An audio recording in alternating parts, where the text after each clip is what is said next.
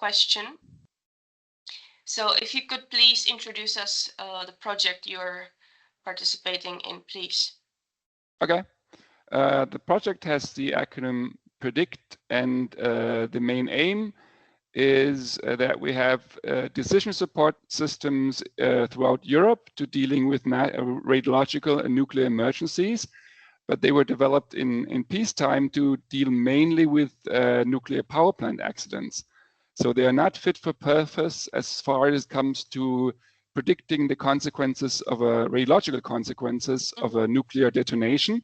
Fortunately, that was a scenario we never had to think about in the past decades, but unfortunately, due to political recent events, it has become more important now, and we think that preventing something is important. To being ready to respond to a scenario is maybe one key of making it never happen. So that's why this project is really an initiative to make the major European decision support systems that are spread fit for purpose to be able to predict the consequences of the fallout of a nuclear detonation, and to be able to make protective action strategies to protect the people and the environment from such a scenario. And this could happen in Europe or it could happen worldwide. And as I said, at the moment, we're not there yet, and that's why it's important to do this, not just on a national level, but on a European level, because it's not, in the end, such a scenario will likely never affect only a single country, but it will always, the cloud will more likely affect several countries. So each will make their own predictions, and it's important that we know that we harmonized as much as possible in what we actually, what kind of recommendations we issue to our population, so that we don't have different responses, about both sides of the border. And therefore, we try to harmonize the models that we're using for atmospheric transport as much as possible, but also to know we will still have differences because the models are inherently have their own peculiarities, their own specifics. So there will always be differences. But I want to know how much variability can we expect. So that in the end, we can also explain to the population, these different predictions, this is actually perfectly okay because this is what we know is the variability between the models. But we hope in the end, we will have updated models and we will have, enable the European member states that they can make sound decisions to protect the populations in the hopefully never happening event of a nuclear detonation. So it's a bit of a balance of research questions. We have to get the science as accurately as possible, but there's always the operational aspect, because in the end you have to put it into operational practice. It has to be practical. We have to protect the people and the environment. So these are the two things we always have to balance. And this is basically what we hope at the end of the project that we have achieved as a main result. So this is in a nutshell what we're trying to do. Thank you. The second question is, can you describe your consortium and explain how you selected and engaged your partners, please? Okay, we are, sure. We have 12 partners in our consortium from 7 European countries.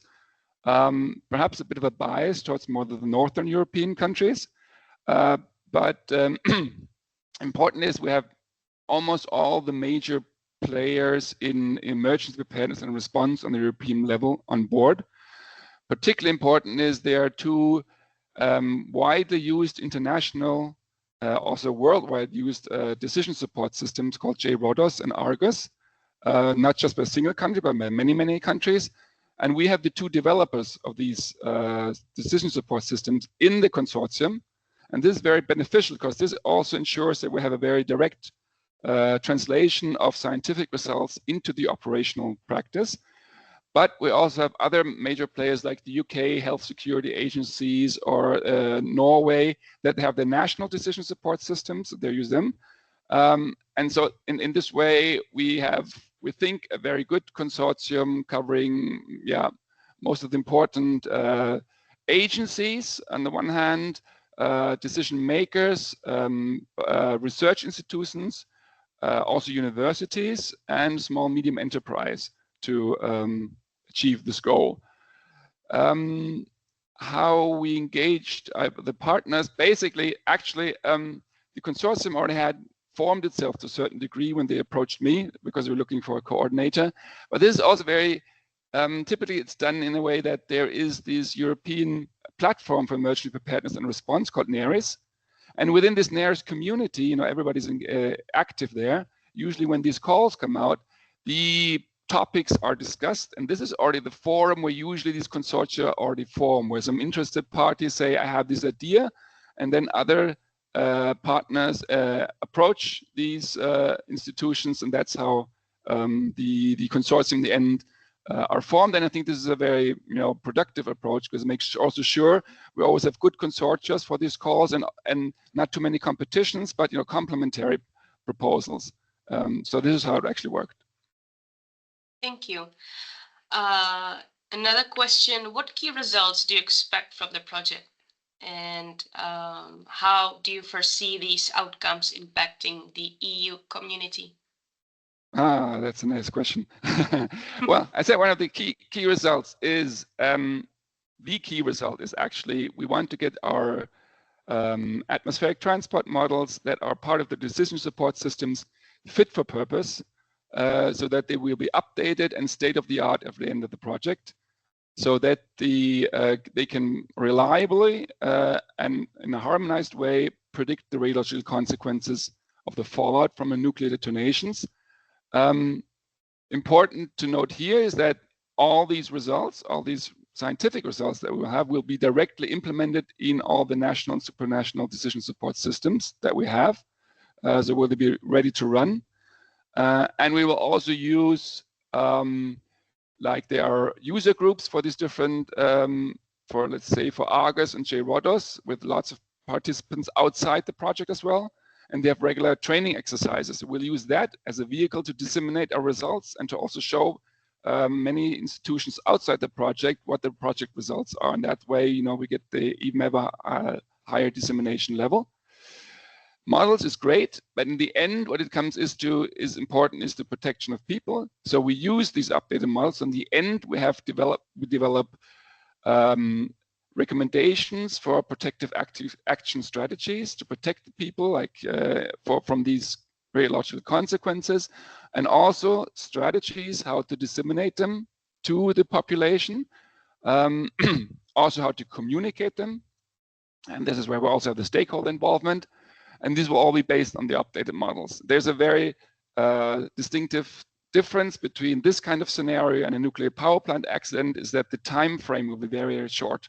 Usually they come unannounced over a very short period, and then the consequences can be very quickly spread over a large area. So we have to act very fast. So these strategies have to be really tailored to this kind of a project, and we hope this will be one of the outcomes of the project, that we have in the end these harmonized protective action strategies, how to protect the population.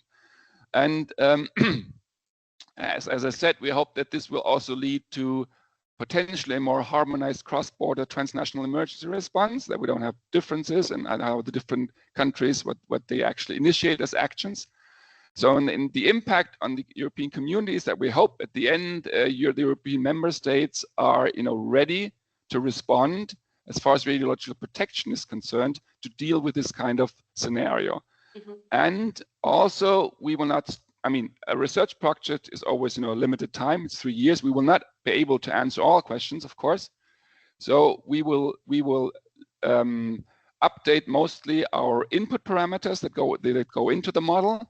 But we will also give recommendations how the models themselves could be improved in the future to make it a better agreement between the predictions and the actual result. And this will be recommendations for the model improvement in the long term, which is also an output. So that work will continue beyond the project lifetime.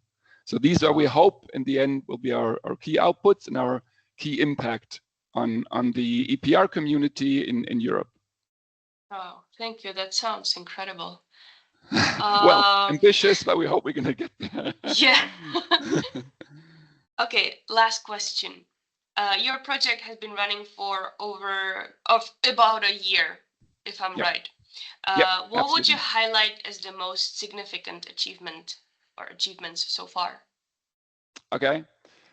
I would say this could be the results of our first work package, because this has actually been completed within the first years, and we have 3 deliverables that are publicly available on these results.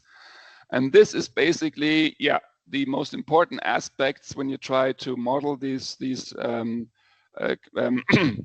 fallout from such a nuclear detonation is you have to characterize your airborne radiocontaminants. We call this basically the source term. So anything that describes what radionuclides are there, how are they distributed, what is the shape of your mushroom cloud, and then how this is what is actually fed into your model, so the models can then run and correctly predict where will you expect your fallout and what kind of doses can you expect. And this is what the work package 1 was about. I mean, the challenge is here, just to highlight a little bit, that a nuclear detonation produces a huge number of radionuclide initially. It's over up to 1,000, and no model can deal with this huge number. So, but most of them are very short-lived. So the first task is really to get down from this very large number to a much smaller number that are actually relevant for dose and for the exposure to the population, these different exposure pathways. So that's what we call our predict nuclide vector. So we narrowed it down to a manageable number in different time windows, and also for these kind of different types of nuclear bombs, what kind of fuel you're using. And then also, what is the shape of the cloud, and how is this activity then distributed within this mushroom cloud? It's not homogeneously. So there are certain distributions, you may have more in the cap, or you have more in the stem. So these are all these model input parameters, what you need to feed into your model. And this is what we had now achieved with the literature review and the expert judgment and the expertise of our project partners, that we have now come up with the recommendations of these model input parameters as the main result of work package 1. And what we will do with that is that we'll validate this against the historical nuclear test site data from the 1950s nuclear weapon tests to see how well do these now perform. So this, I would say at the moment, this updated, harmonized source term descriptions that feeds into the models is our first really highlight key result that we have now achieved in the first year, and which will now be evaluated and refined in the further course of the project. Oh, thank you so Okay. much. Would you like to add anything? No, I'm just saying it's a. I mean, science, it's always important what we're doing, but what's also relevant for a project is that the chemistry is good among the partners. And I'm very happy that we are a very, very good consortium with very engaged and really great people to work with a lot of expertise. And it's a very, very fruitful discussions that we're having. And so as, frightening or as you might call this scenario is, I'm quite hopeful that with the competence we have on board and with the engagement of the people and with the good chemistry we have, that in the end we will achieve our goals and hopefully make the world a bit of a safer place, or our small contribution to that, to prevent these kind of events. Yes, let's hope Okay. so. Wow. Thank you so much. I will stop You're welcome. recording right now. Okay. Yeah. Stop it.